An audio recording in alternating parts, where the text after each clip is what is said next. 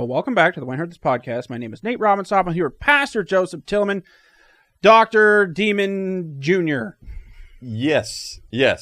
And, you know, if you say doctor and demon, you don't have to do both. Like, they're kind of, you know, they're synonymous, in other words. Yeah. Because people don't know what kind of doctor you are.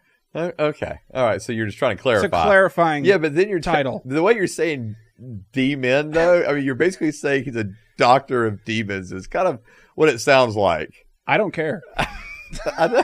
You're like, that's what it is. Dr. Demon. They shouldn't have made it that way. Dr. Demon This isn't Jr. on me. This is on whoever did that. Well, for not realizing that they were creating a title that sounded like demon. All right. Well, that's fair. Okay. That's okay. I'll give you that. That's fair. Yeah. All so right. I can do this as many times as I want because that's... prior people were stupid.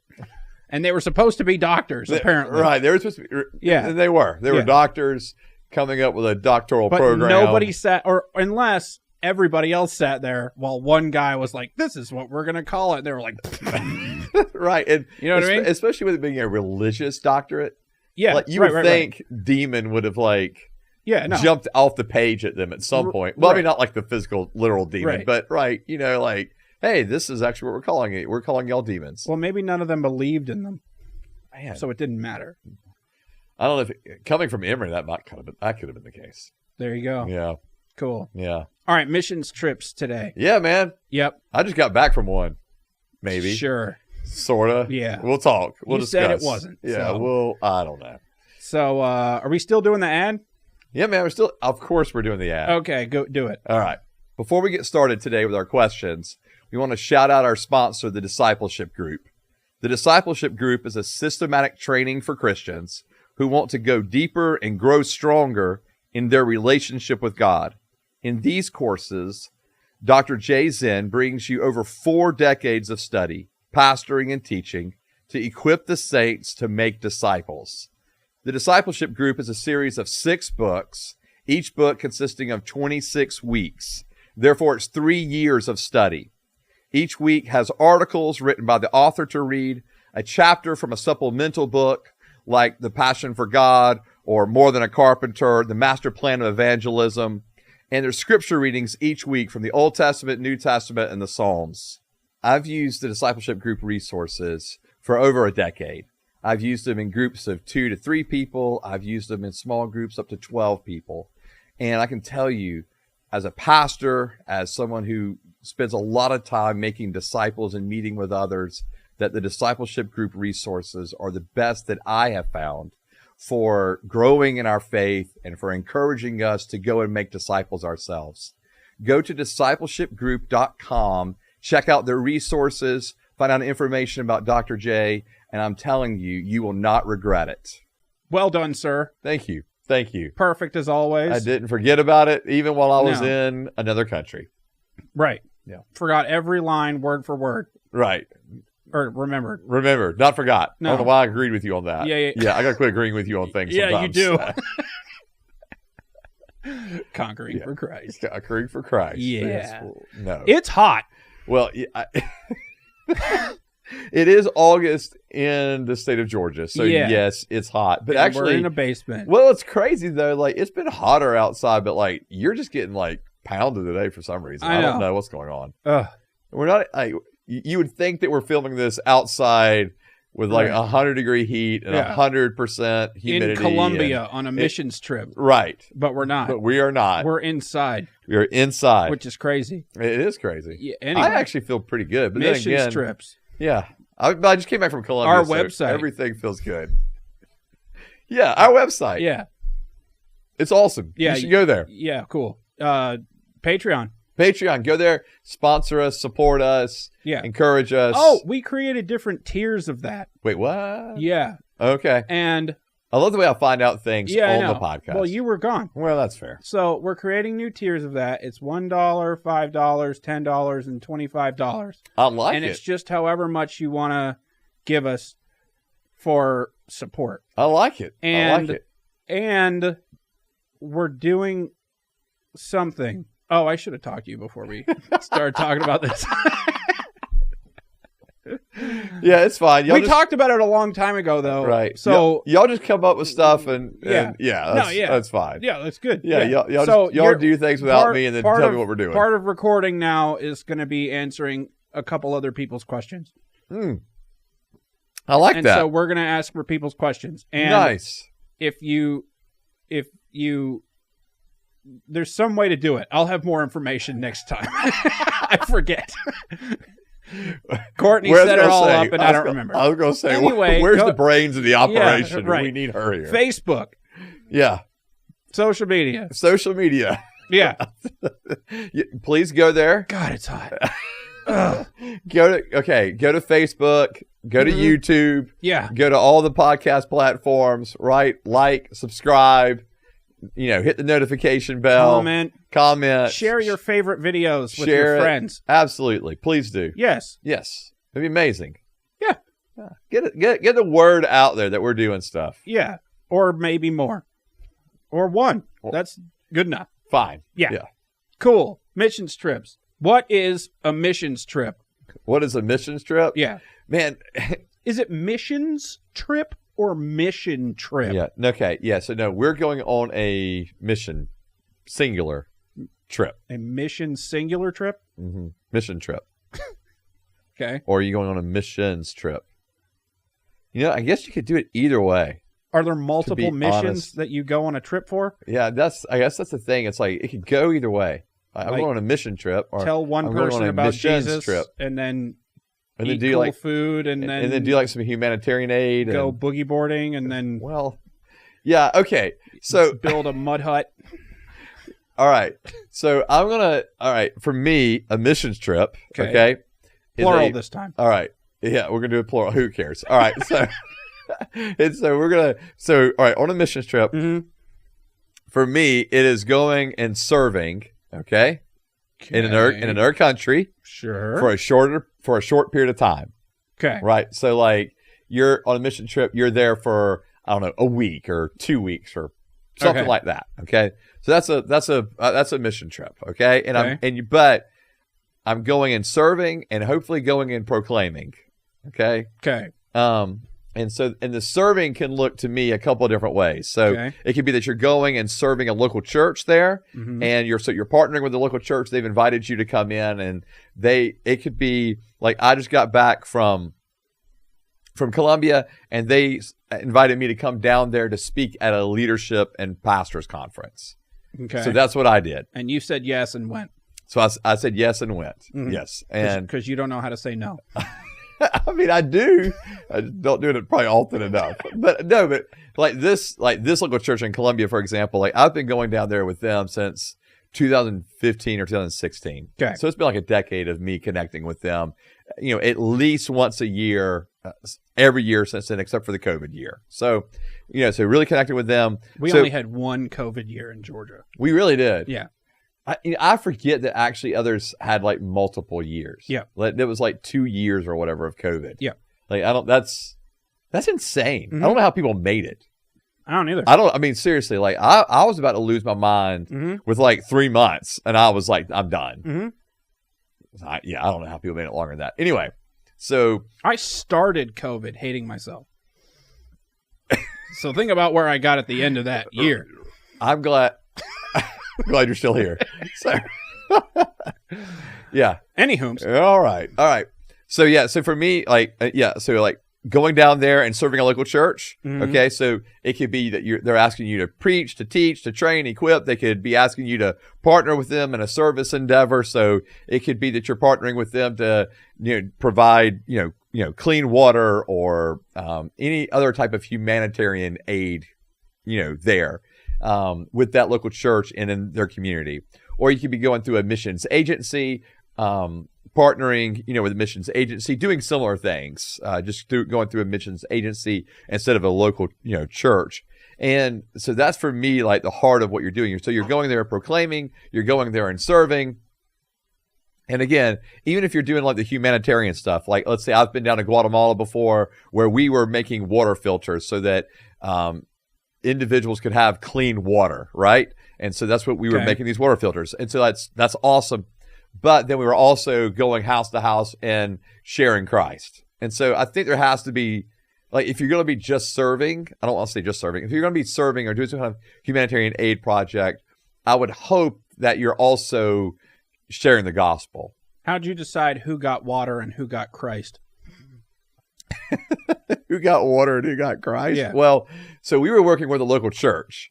And Okay. so the local church was bringing in teams to provide or to make these water filters and to provide them in the villages they were working in. Okay. Mhm. And so we were just going along like they said, these people, need water filters. Okay. So we would work and So you can blame the church. so I can, 100%. Okay. Just blame for not the- giving water to everybody. Right. Their Okay. fault. No, I'm just kidding. Like they had a plan. And so every time a team was coming down, that team was just picking up where the other team left off. Oh, okay. Yeah.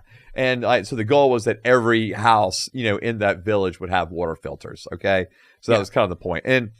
And so, but then also we were going around and sharing Christ, that kind of thing, doing like vacation Bible school kind of activities and stuff with the kids where we would, do games, all that kind of stuff. But then again, also share Christ with the kids in the village. So I've been a part of all those kind of things. And I think to me, that's awesome and wonderful. And I would consider that missions trip. I would not consider it a missions trip if I was just going to another country, maybe sharing a couple of times or, doing a project for a day or two. And then you spent like 5 days doing like tourist stuff. Like that's Right.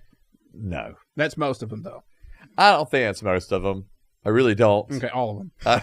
No, and it's not all of them, but I do think, unfortunately, we build in, unfortunately, too much tourism type stuff, there. Now, I will say this: one thing we've done instead of doing like the tourism type thing is taking a day where we go to, like on a Sunday, for example, you go to church with the local church family, but then afterwards you go out with the family. Like, so we were like.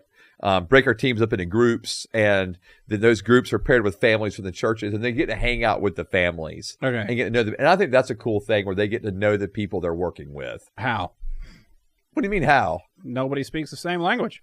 Yeah, I mean, you've got some of them, like they're speaking some English, and then some of our people speak Spanish, and we make sure we actually have at least one individual in each group that can communicate both ways. So, Well, that sounds fun. it is. It's actually awesome. Cool. I love it. Next question. All right. All right. Does it say anywhere in the Bible that people have to go on missions trips? No. Cool. Not in the way that we frame it and talk about it today. Okay. All right. So often people will reference Matthew 28, verse 19. That's the Great Commission. So go therefore, making disciples of all nations, baptizing them in the name of the Father, the Son, and the Holy Spirit, teaching them to obey all that I command you. For lo, I am with you always. By conquering them. No, we established this last time. Conquering, no bueno, right? We do not want to conquer. All right. Okay. All right. So, so go and make disciples of all nations, right? Like that's the call. All right. So I feel like, for example, when we go to Guatemala, we were just talking about, use an example. When we're partnering with their church, I feel like what we're doing with that church is that we're serving the church, we're serving the villages that the church is ministering in. But really, in a lot of ways, we're not really making disciples as much as we are creating an opportunity for that local church to make disciples after we leave. And so what I mean by that is, to make disciples, like if I'm making a disciple, like I got to be there long-term investing. Okay. So, so I'm not doing that if you're just down there for like a week or two, but if you're going down there for a week or two, serving the church, serving the, the individuals in the community, and you're able to create a situation where now the church has, gained more favor in the village or whatever it may be, so that they can more effectively reach people for Christ, then that's a win-win, right? Okay. And they can reach people for Christ, but also see these individuals, be discipled. And so I just feel like we're there really to partner with the local church as they're making disciples. So, yeah. So scripturally, when you ask the question, does it command us to go on mission trips? No, it doesn't. Okay. It does give us a command to go make disciples of all nations. In Acts chapter 1, verse 8, it says that when the Holy Spirit comes upon you, that you will be endued with power so that you can be witnesses in Jerusalem, in Judea and Samaria, and to the ends of the earth. Okay. And so again, it's that call of like going out. And, Jesus, even in John chapter 21 says, or John 20, excuse me, John 20 says, even, as I have been sent, so I am sending you. So there's definitely a call to like engage with the mission of God, to be sent as Jesus was sent to the people. Okay. To proclaim the gospel, to make disciples, to share the good news. So I think there's that element, that component in it. And like in Matthew 25, where Jesus speaks about, if you give, water to the thirsty, food to the hungry, clothing to the naked, that's as if you're what? Yeah, I know. Clothing to the naked. That's as if you are ministering to Jesus. So he calls us to do those kinds of things, right? To serve, to preach the gospel. Like all that's found in Scripture.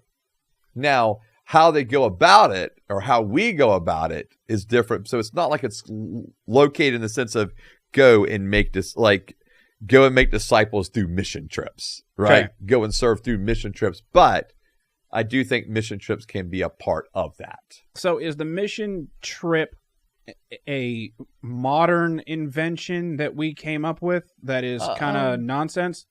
No, I don't think it's necessarily even a modern invention that we came up with. Okay. Because I think if you go even back, biblically speaking, like Paul, when they're making their, they're referred to as Paul's missionary journeys, right? So he's going and he would go into a town for a short period of time and share the gospel and proclaim the gospel, or even show up, it says, and strengthen the disciples in that area and in that town. Okay. And so he would do that for short periods of time. Now he'd also have places where he would stay for 2 years or whatever it may be. But he did have those moments where he was going into a town for a short period of time, proclaiming gospel, serving, the people there.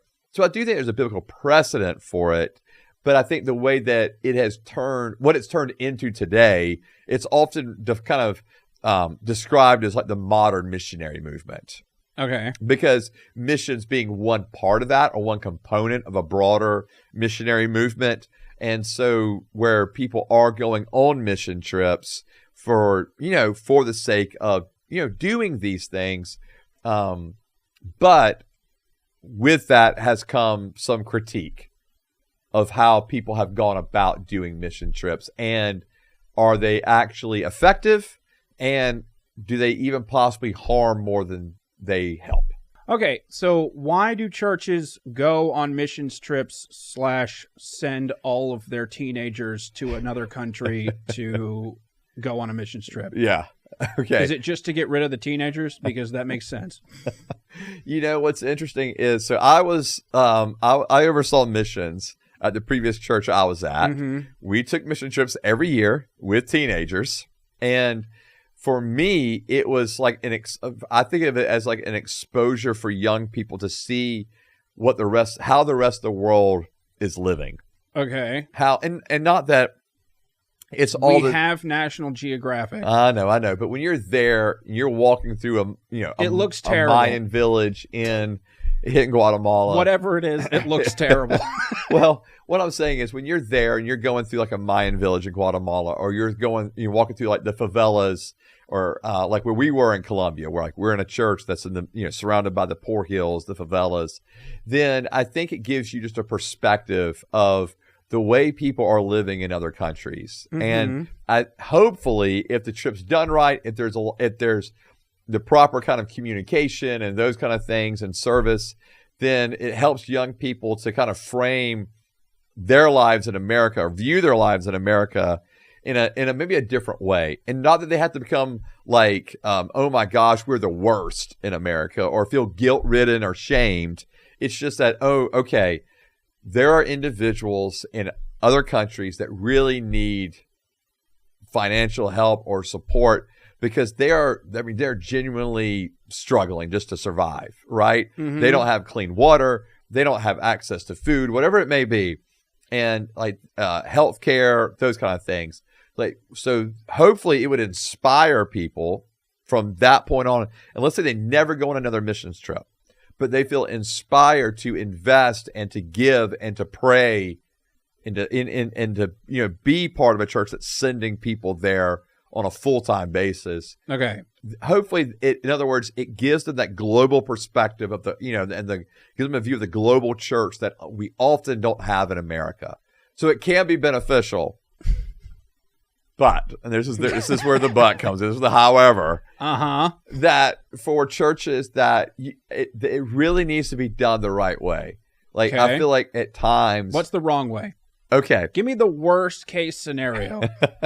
I think a wrong way would be like, we're just going to show up at a local church, and that's really not like I don't want to say every church you have to go and serve has to be in like this struggling community. I'm not saying that, but like we need to be intentional of what we're doing while we're there.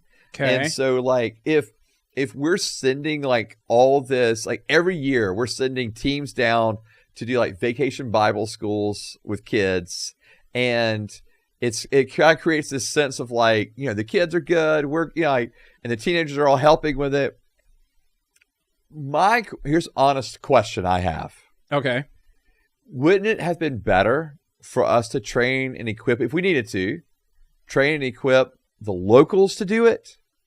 To do a VBS? To do their own VBS? Yeah. And then us send the funds down there to support it?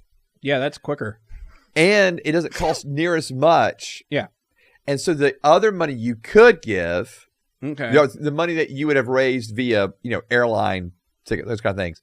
Instead of doing that, why don't we actually give the ministry the money, right? Like for a feeding program or whatever it may be. So, so for an example of this, at our church, we just gave, around a $10,000 gift to a ministry in our country. Okay. Man, that's a significant gift. Of my money? Of your money. And so that's a significant gift to this local church for their feeding program. Okay? I want all their names. Of all the kids? Of all of the people. We can actually get you that. It's the crazy thing about it. Never mind. Okay. I believe you. I'll be glad to email because the pastor. Because you're a pastor and you say, have to not lie. Right.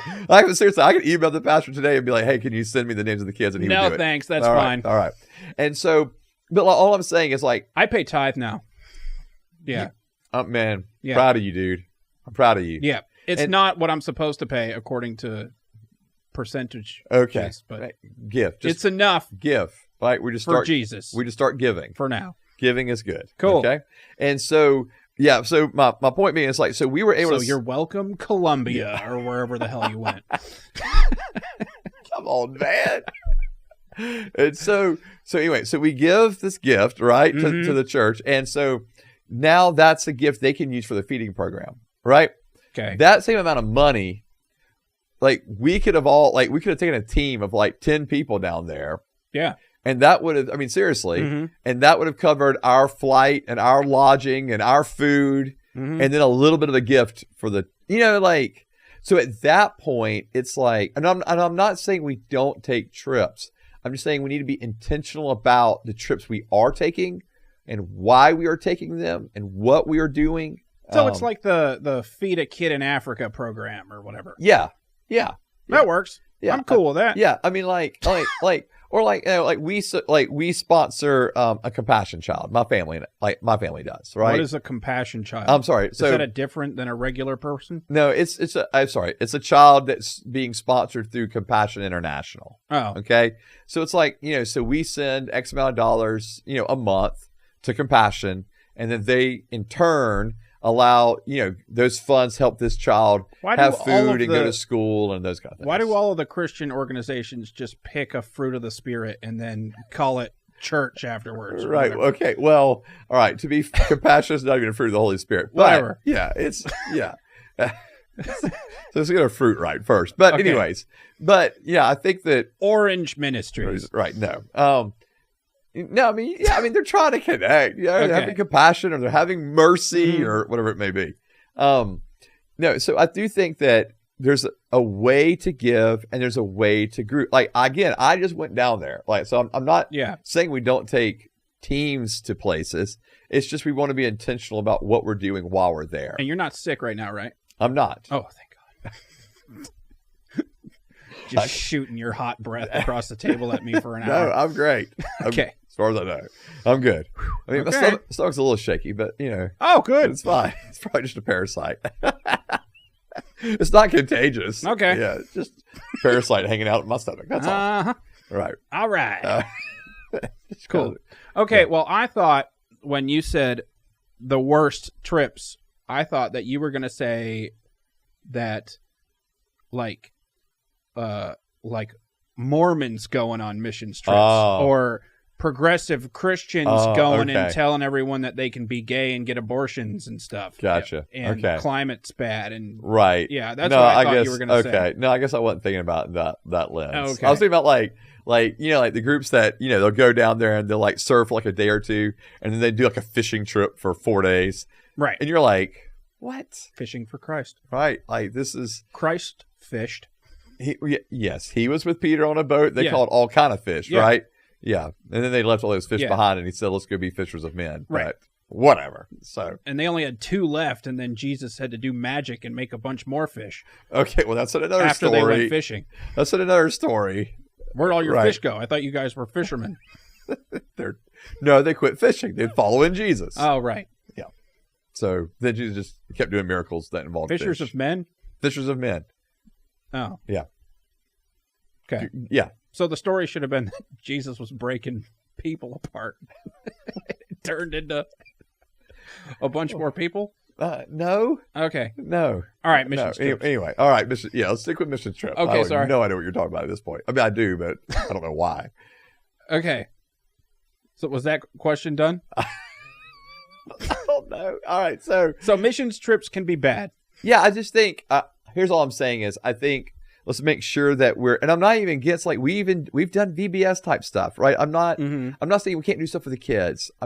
All I'm saying is let's make sure that what we're doing down there is really serving the kids in the community, and I think we have to make sure we're not doing like the white savior thing of coming down there and being like, well, we know best, or we can do this, instead of equipping the locals to do it. Like, that really is the ultimate goal. Like, you really want locals to be equipped to do certain things. Now, sometimes when you can come down there and you can bring a team, man, it can help them complete a project much quicker, right, than if they were having to try to do it themselves. Okay. So, I mean, there are times where coming and bringing teams is actually really helpful to the ministry when they're doing kind of projects or whatever it may be, and can really help the ministry. So, like, and help the community. So, like, I am so for that. All I'm saying is we just need to be mindful.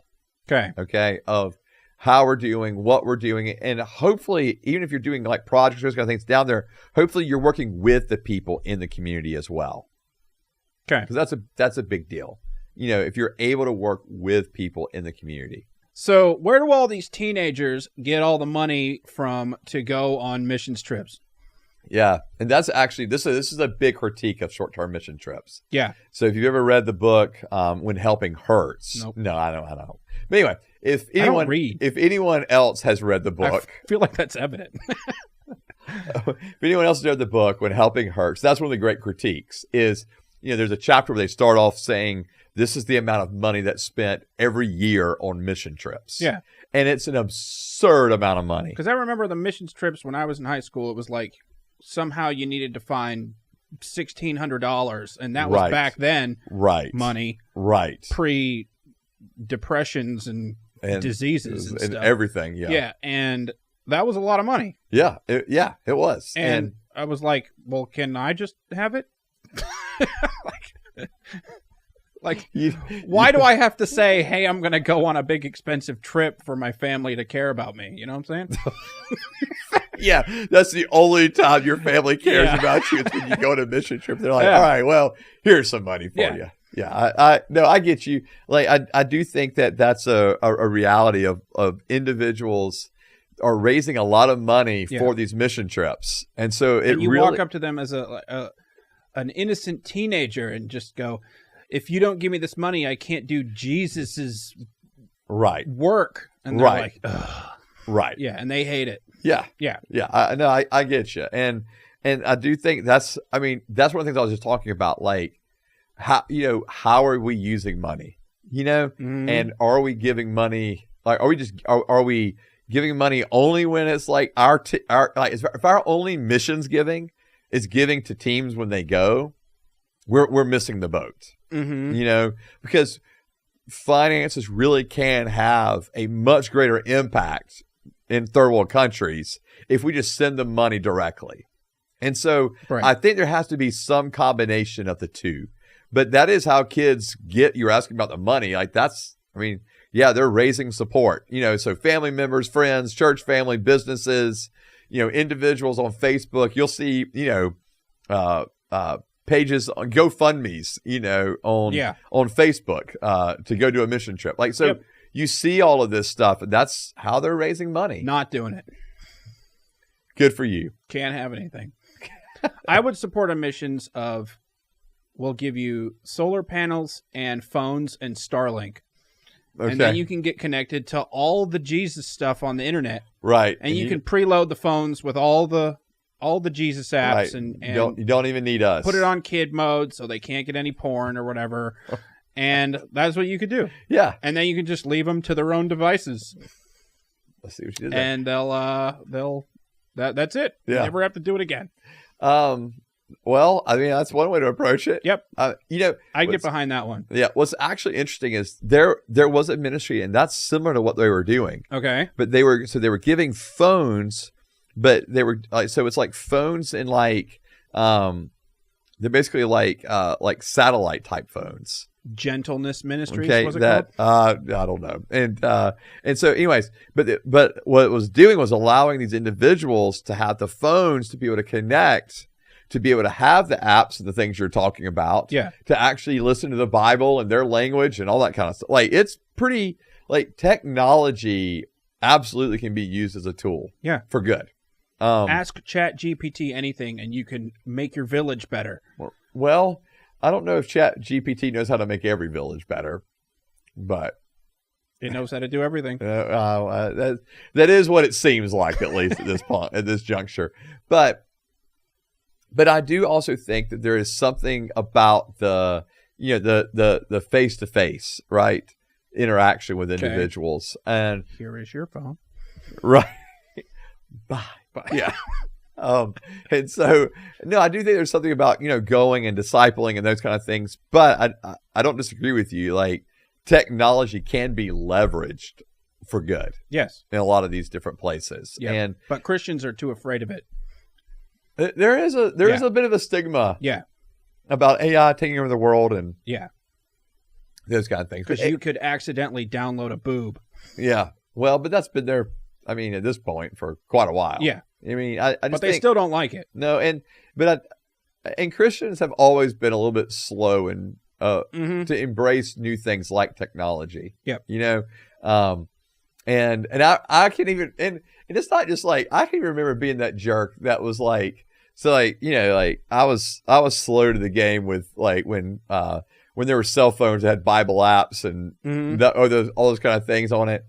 And we had a youth one time in the middle of service, and they're on their phone, and I think they're just scrolling through their phone. Yeah. And I called the person out. Yep. And went over there to them, grabbed their phone, and the dude was taking notes on the sermon, and I was like he had the Notepad app, and then he had the Bible app, and he was flipping between the two of them, and I was like, never mind. Sorry, I'm a jerk. So yeah, we can be a little slow to embrace things. For pastors, they should add page flip sounds in the Bible app. Man, I would love that, dude. Yeah. I'm not gonna lie. There's something about those pages turning and flipping. I love it. Yeah. Yeah. So that everyone has digital things going on in their Yeah. I would love it. They need to do that. I really would. It would they really do. It would be cool. Yeah. So yeah, but no, I think that, again, I think there are really, awesome, helpful things that we can do in other countries to partner with them, to help make disciples of nations, to care for the least of these, as we are instructed to do throughout Scripture. And then I think that we can also, equip indigenous and local individuals to be able to do the work of the ministry as well. Why do missions trips always have to be to not America? Okay. Yeah. Yeah, and some people distinguish these things. So some people, you're right. Some people refer to missions trips and it's only going overseas. Yes. Okay. Others will make distinctions between local missions and international missions. Okay. And that's one of the things that we have begun to do at our church. Okay. That we talk about, we have local missions and we have international missions. What about in between local and international missions? Yeah, and like so we would say local missions is like broader than just like our local community. Okay. You know, like so if we're helping, you know, for example, we're helping hurricane victims, you know, in North Carolina. Okay. That's still that kind of idea of like local or stateside, you know, missions. Okay. And so doing that and then doing the international missions as well. And so I do think that there are some that when they talk about missions trips, and for me it was this way. I used to refer, when I said mission trips, I meant like overseas. And anything else that was like stateside here was like outreach. Outreach? Yeah. And I don't really know where that paradigm for me came from, other than that must have been the paradigm that was taught to me. Okay. But now I kind of see, in other words, I feel like there's multiple ways to partner with God on his mission. Like we in other words, partner with God. Yeah. I mean, seriously, we're partnering with the Lord on mission. Like, in other words, we're engaging with the mission of God. And so for me, that definitely broadens it out to where it's not just the international part. It's also the local as well. Okay. How come missions trips always have to be to the shittiest places that we can find instead of, you know, somewhere nice? Okay. You know. Yeah. Yeah. Well, and why do they always have to be closer to the equator instead of farther away from the equator where it's not sunburny and sweaty and musky and dirty and disgusting? Right. Why can't we go to Russia or no, that's fair. You know, Greenland or Canada? Right. Why can't that be our international mission and we have to go to dirt land, or whatever? Well, like even like where I came from just this last week, right? Like Colombia, like the equator literally runs through the northern part of Colombia. Yeah, we have to go to the snake jungle. I'm tired of going there. I don't want to go there. I want to go to Russia. Can we go to Russia? Sure, man. I'll go to Russia. All right, I will let you. I know Russia's not a cool place to say that you want to go now, but it's for Christ. For Christ, yeah. So I will let you lead a missions trip to Russia. How about that? We can go to Greenland. We're about to take that over. So we need to, it's an international mission for now. And then it will become local missions later, or outreach, if you will. Conquering for Christ. Yeah. I know. Yes. Yes. God. The current administration is my favorite. I know. You've never been more excited. I mean, genuinely, you've never been more excited about an administration before. No, just because of all the stuff they're doing. I think it's funny. And I like seeing people mad. It makes me happy. I know. I know. You just open Twitter every day and laugh. Yep. I know. I know. What did he do? It's crazy. Because you send me stuff every day. Yeah, all I know. right. So, it's funny. Yeah, but no, you're right. I mean, we do often go to places that are in great need, and I think that's a good thing. Okay. Why? All right. Let me finish all of my thought, but I don't think it's the only places we need to go. Okay. All right. So I think it's good because the Lord has instructed us to care for the least of these. I mean, even when Paul was sent out. That's rude. It's not rude. Yeah, it is. What's up, the least? Yeah, well, those that do not have, right? Okay. Those that are without. And so, in other words, and they'll never be able to return the favor. They don't be able to pay you back. You're just doing it, hopefully, out of the kindness of your own heart, and loving God and loving others. And so, the Lord does, send us, to those places. And so you're right. Like when I, have been in the, villages of Guatemala or in the favelas of Brazil or Colombia or in the villages of Guyana or wherever, right? Like, yeah, you go to remote places and, you know, I mean, I've been a place where our bed was a hammock for 8 nights or whatever it was, you know? And so you're sleeping outside. You're up by 4 a.m. to get started with work because by 1 or 2 o'clock, it's 114 degrees outside. And that's not an exaggeration. That's set crazy. up a hammock in an igloo and I'll go. And you'll be there. Yeah. Yeah. So, yeah, because I mean, I'm not going to lie, dude. Like, if you gone down there, you just get roasted. I would have died. Like, I'm telling you. I know. Like, I mean, I'm pretty fair-skinned, but, like, dude, you would get lit up. Yeah. I cannot go. Yeah. You went right next to the sun down there. I did. And it's like right there. It like is so close you can almost taste it. So I've actually been up, like if you go up north in Colombia, it actually is desert because that's, you know, the equator's running through. That makes sense. It's just desert. And so I've actually been up there, like trying to find villages actually in the desert. And that was wild. But yeah, it was. Nope. It was scorching. I'm not going to go. It was so I'll hot. die. I have to be hot in my basement. That's why I was really hoping that you called me a missionary because I didn't ask the question yet if I have to be a missionary to go to heaven. Yeah. So. No. Yeah. Yeah. Yeah. But at least I don't have to. But no. I'll go if we're in an igloo, though. Okay. All right. If we stay outside in an igloo or, you know, in a resort. You know what's interesting? Resort. Yeah. Then you're in. Yeah. So down in Colombia, what's interesting is Bogota, because of its elevation, is like 60 degrees when I was down there. Like it's crazy. So it's like running between like 60 and 70 degrees. So it feels awesome. Now, I'm not saying it's not always that cool all the time, but it remains pretty cool. Do they do Fahrenheit down there? No, it's Celsius. Okay. Everything's Celsius. Okay. Yeah. So like, you know, like when you're cranking down the AC, you're having to like go, okay, what is that in Fahrenheit? You know, because you're looking at going, that's 19. Is that cold or not cold? I don't know. And so I do the conversions, but yeah. We just turn it down to the lowest setting and hope for the best. Yeah. That's what we would do. But anyway, you know, right. Because they don't always work all that great, you know, and I was just thankful to be in a place that has AC because a lot of times I've been in, you know, on trips that we don't have AC. We did not have hot water. We just had cold water. There's no need for hot water. No, there's not. Actually, it feels really good. Yeah. You come in and you're just sweaty. I'll be in the water the whole time. You just. I'm not gonna go. But. But if you did. Yeah. Yeah. Yeah. It actually. Yeah. So the showers actually feel really nice. Just no. Yeah. Yeah. So. Yeah. But all right.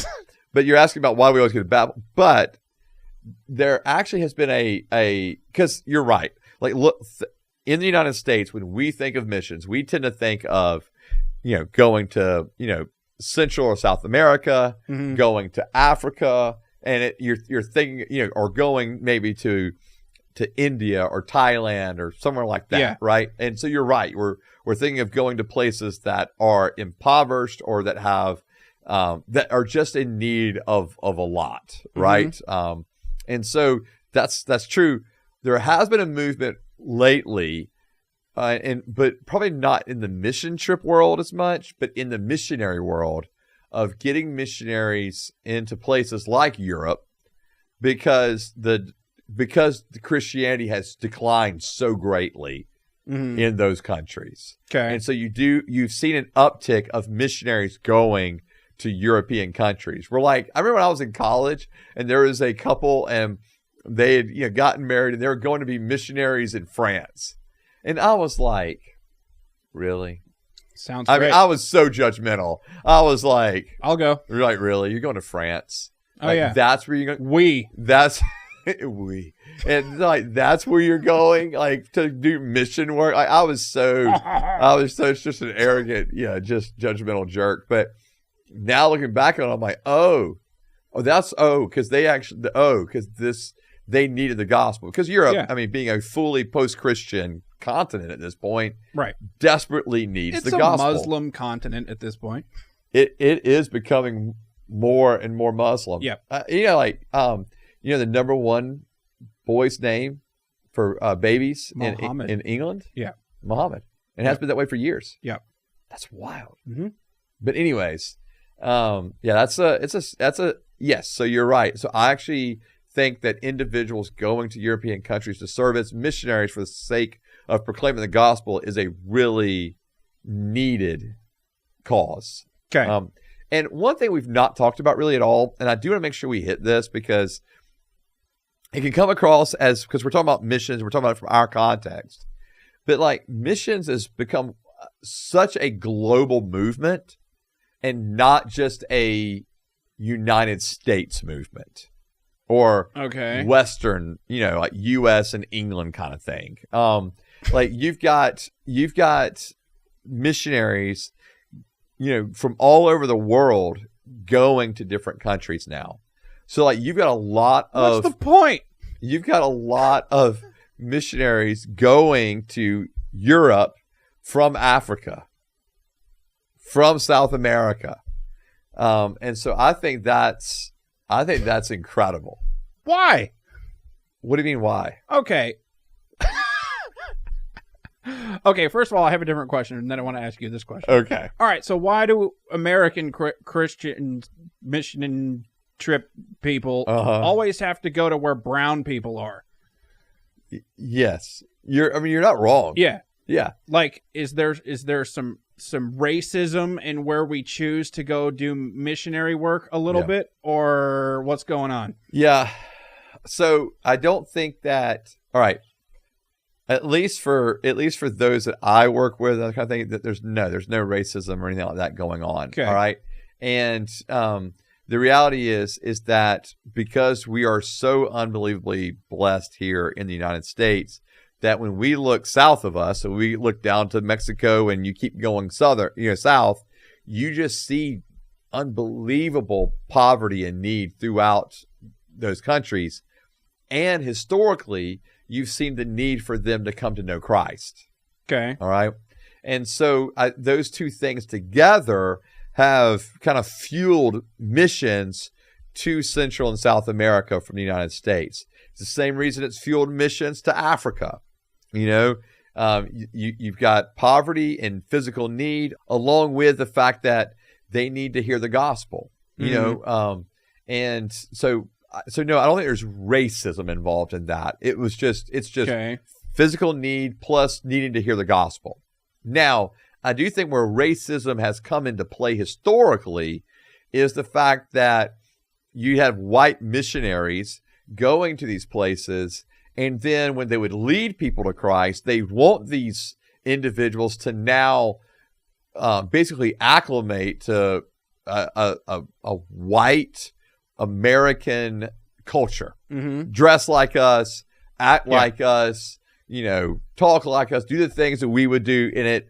And so therefore it takes on, okay, great. They've come to know Christ. Now let's make them be like us. Right. And I think that is where racism has been at play, even if it wasn't fully intentional or fully they weren't fully aware of it. Because I do think for a long time, there was just like this marriage between Christianity and the Western culture, right? And like, it was like, oh, well, in our Western culture, we act like Christians or we do Christian things. Or like Christianity would lead you towards a Western culture. Correct. Okay. All right, so now you need to, cover yourself. Now you need to have just one wife. Now you need to, like all these kind of things started coming into play.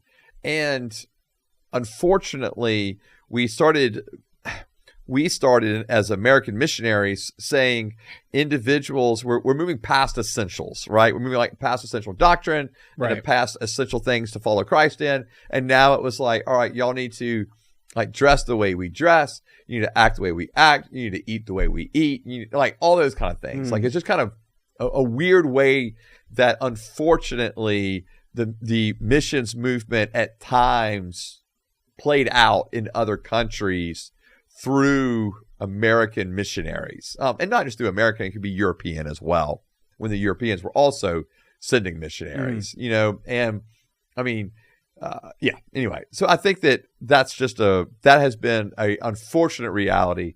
I do think most mission agencies are very fully aware of that now, And so when they're preparing their missionaries to go, or when they're preparing mission teams to go, they're asking them to be very mindful of the culture. Like when I'm taking teams down to, Central or South America, for example, or to India, to Thailand, we make sure they have cultural training of here's the culture you're coming into, here's understanding the cultural expectations and the cultural norms and those kind of things. You want them to become culturally aware. And so I think that's been a very positive thing. But it's also been one of the reasons that's, you actually have mission agencies that are run by individuals or ministries in these other countries that really don't want the white missionaries coming in anymore, or really don't want them coming in as often. Like they would more like partner with us by sending us money or by sending us people who can teach and train, but then let us do the stuff. So they're racist too, because they're saying we don't want the white people. Well, what they're saying is two things. One, we don't want the white person coming in and forcing American values on these people, not just Christian values. And then number two, we want to see our own people trained up to reach people. And I think that's been a really cool part of the progression of the mission movement, is because now you've got individuals going out and being missionaries to other areas. Like a friend of mine who's a missionary a couple weeks ago was in like the northern part of Africa, like not in a very safe place at all. But he was there to train locals who were going even further into North Africa and into predominantly Muslim countries. And so they were doing training and those kind of things for these people going into these new areas of trying to reach people for Christ in really dangerous places. And so they're doing, and that's amazing. And there's even indigenous people groups in Colombia, for example, that are being reached by Colombians. They're not being reached by Americans. Like I could never go into that village, but Colombians, dark-skinned individuals could, you know?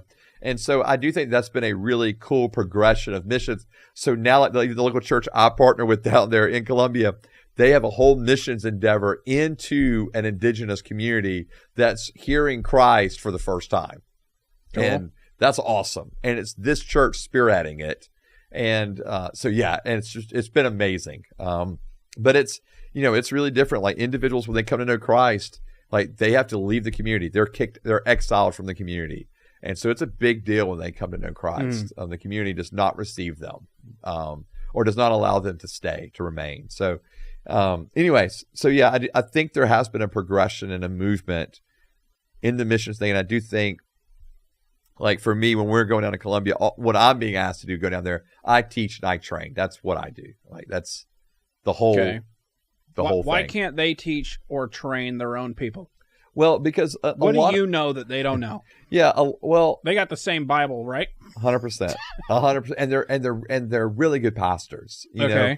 And so, but at least with those that we've been working with, so for example, we actually partnered with a university here in the States and a university in Colombia, partnered together to create what's called a certificate program of, I think it was 10 courses, maybe it was 12 courses that these pastors and leaders went through to do Old Testament and New Testament and systematic theology and hermeneutics and all that kind of stuff. Cool. All future podcast topic episode things. And so we were doing all that, so I was going down there at least once, but often twice a year to teach these seminars that would do like I do like a 4-day seminar that would launch a semester's course on Old Testament, for example. Cool.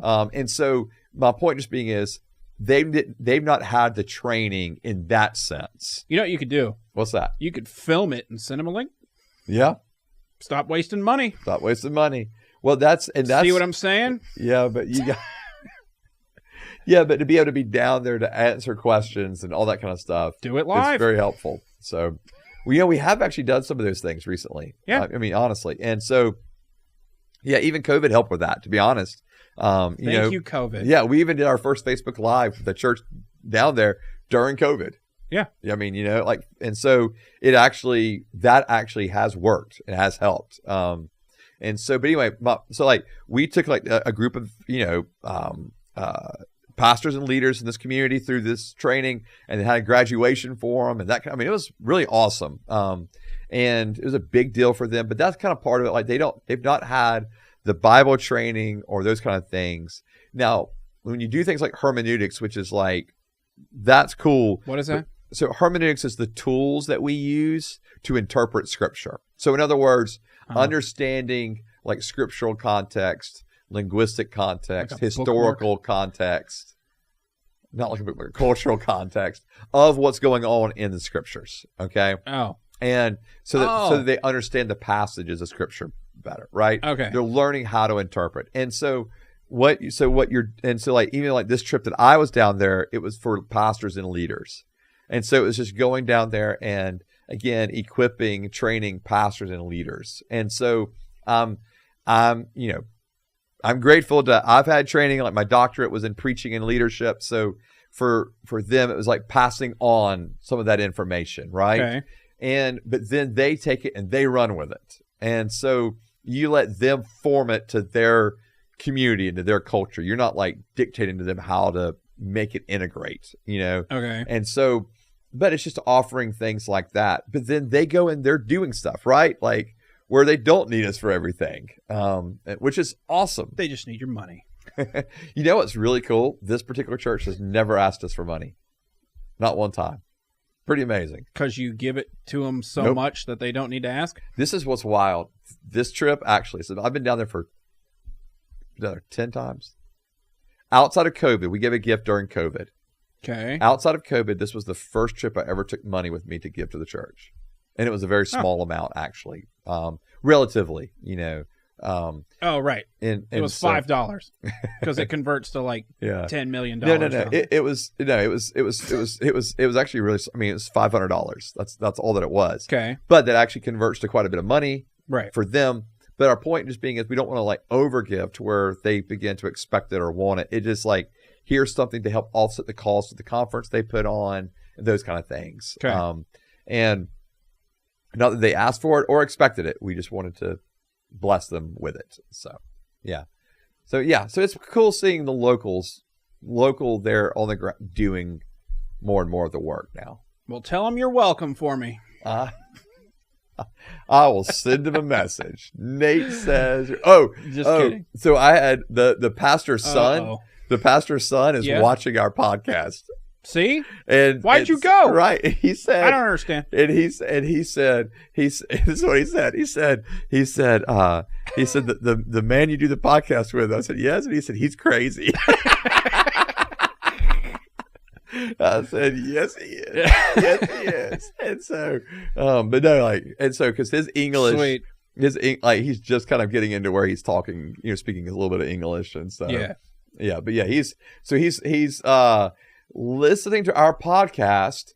And so we're helping him form English words for better or for worse. Well, he shouldn't listen to this one. Yeah.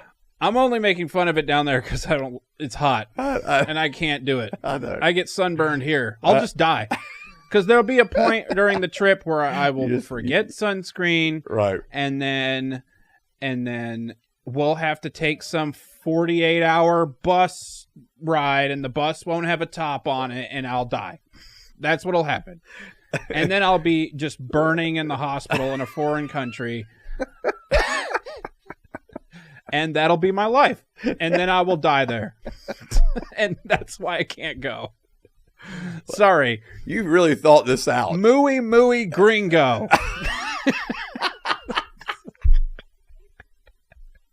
I have thought this out because so many people have asked me, and I'm just really like, thought this out. I'm just like, we went to the pool last weekend and I died. And that was in America. So I just can't do it. I am glad you've put some thought to it. Yeah. Yeah. So. But you're open to going to cool weather I'll go locations. To Russia. Yeah. Right. Northern Russia. So you just want to be dropped right in the coldest part of Russia where there's no one living. Jesus is good. What a mission trip. Yeah. Yeah. Anyway. Yeah. We done with this one? I don't know. Yep. You tell me. We are. All right. So there was a question that I wanted to ask you that we didn't get to because you just kept going on and on about wherever you went. I love Colombia. I love Colombia. Yes. I do. So anyway. They're amazing. They're amazing. What an amazing group of people down there. So yeah. Yeah, man. So we had one last thing. We even had individuals there from tribes in Venezuela. They let them out? They came over. They let them out of there? Yep. They just ran across the border. Well, they should stay. Yeah. Well, a lot of them have stayed in Colombia. Yeah. I mean, it right? is not good in Venezuela no. at all. So, yeah. So that was really cool, too, to have them with us as well. Cool. So, yeah. All right. Well, this has been the Winner Who This Podcast. Well, more on this next week. Okay. Yeah. Sounds good. Yeah. Sounds good. Well, this has been the When I Heard This Podcast. You can follow the podcast on Facebook and Instagram at When I Heard This Podcast, and X and locals at When I Heard This. Ring the notification bell, tell everyone that you know about the show, and go to the website where there's t-shirts. You can follow me on Facebook and Instagram at Nate Robinsoff, and you can follow Joseph on Instagram at Rev Joe T. This has been the When I Heard This Podcast, and we'll see you guys next time. Bye.